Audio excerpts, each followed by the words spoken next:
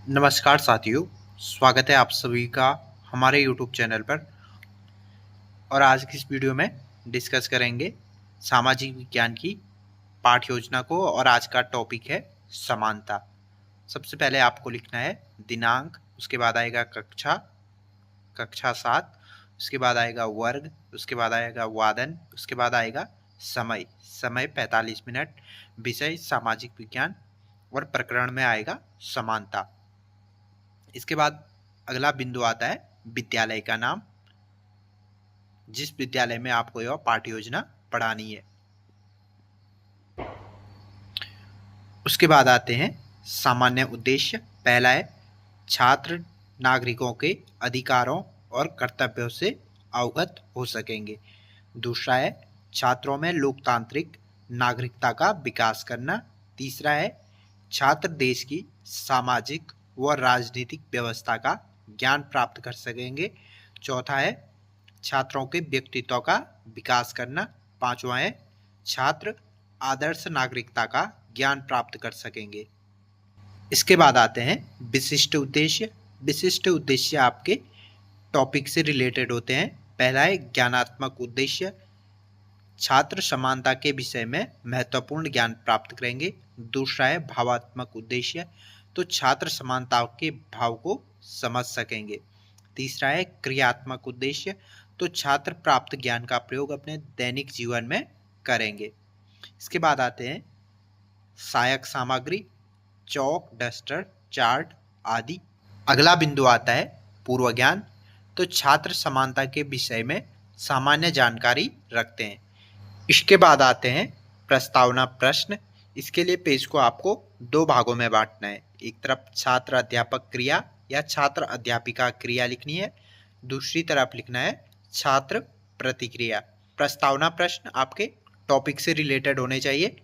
पहला प्रश्न है बच्चे विद्यालय क्यों जाते हैं। बच्चा उत्तर देगा बच्चे शिक्षा प्राप्त करने के लिए विद्यालय जाते हैं। दूसरा प्रश्न है भारत में लड़के लड़कियों में ज़्यादा शिक्षित कौन है, तो बच्चा आंसर देगा भारत में लड़कियों की तुलना में लड़के अधिक शिक्षित है। तीसरा प्रश्न है लड़कियों के कम शिक्षित होने का कारण क्या है, तो बच्चा आंसर देगा लड़कियों के कम शिक्षित होने का कारण भेदभाव है। चौथा है यदि लड़कियों के साथ भेदभाव ना हो तो क्या होगा, बच्चा आंसर देगा लड़कियों के साथ भेदभाव न होने से समानता आएगी। पांचवा है समानता क्या होती है, तो यह हमारा समस्यात्मक प्रश्न है। इसके बाद आता है उद्देश्य कथन।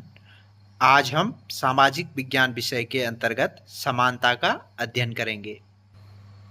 इसके बाद आता है प्रस्तुतिकरण। इसके लिए पेज को आपको 7 कॉलम में बांटना है।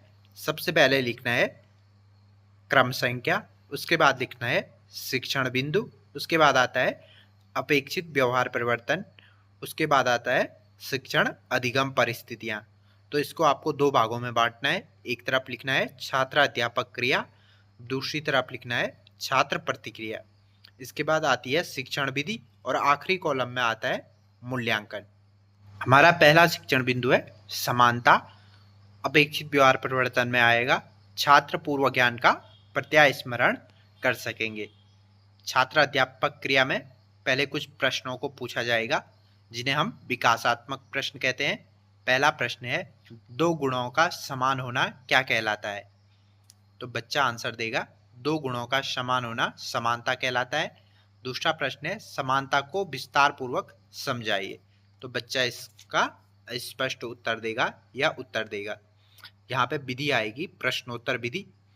इसके बाद आपको अपना टॉपिक एक्सप्लेन करना होता है। अपेक्षित व्यवहार परिवर्तन में आएगा छात्र छात्राएं नवीन ज्ञान प्राप्त करेंगे। इसके बाद आता है छात्र अध्यापक कथन, तो समानता का अर्थ किसी समाज की उस स्थिति से है जिसमें उस समाज के सभी लोग समान अधिकार या प्रतिष्ठा रखते हैं। हमारे देश में संविधान हमें समानता का अधिकार प्रदान करता है। संविधान के अनुच्छेद 14 से 18 में समानता के अधिकारों का वर्णन है। समानता कई प्रकार की होती है, सामाजिक समानता, राजनीतिक समानता, धार्मिक समानता, आर्थिक समानता आदि। छात्र प्रतिक्रिया में आएगा छात्र छात्राएं ध्यानपूर्वक सुनेंगे और समझेंगे। शिक्षण विधि में आएगा व्याख्यान विधि। इसके बाद आते हैं मूल्यांकन प्रश्न। तो पहला प्रश्न है समानता किसे कहते हैं। दूसरा प्रश्न है समानता का अधिकार संविधान के किस अनुच्छेद में दिया गया है।